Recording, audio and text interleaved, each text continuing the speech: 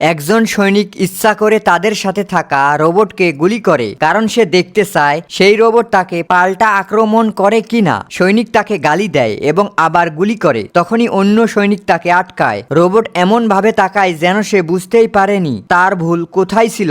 এরপর রোবট নদীর পানিতে মুখ ধোয়। তখনই সেখানে একটি মেয়ে আসে এবং রোবটকে রুমাল দেয়। রোবট তাকে ধন্যবাদ বলে। রোবট প্রায় 2 বছর পর কোনো মেয়েকে দেখেছে। মেয়েটি বলে তার নাম হলো জেসি, আর সে একজন রানীর সুরক্ষা কর্মী। রানী মারা যাবার পর সে আর কখনো হাতে অস্ত্র নেয়নি। এরপর মেয়েটি একটি মালা রোবটের মাথায় দিয়ে দেয়। এই প্রথম রোবটের মাঝে মানুষের মতো অনুভব হয়। কিন্তু সেই রাতে একটি ঘটনা ঘটে। কয়েকজন সৈনিক সেই মেয়ের সৌন্দর্য দেখে তার সাথে খারাপ কিছুর কথা ভাবে। মেয়েটির বোন একাই সব সৈনিককে আহত করে। এরপর ক্যাপ্টেন মেয়েটির মাথায় বন্দুক রাখে। তখনই সেখানে রোবটটি আসে। এই প্রথম রোবট হাতে বন্দুক তুলে নেয়, আর ক্যাপ্টেন কোনো কিছু বলার আগে রোবটটাকে শেষ করে দেয়, আর মেয়েটিও তার বোন বেঁচে যায়।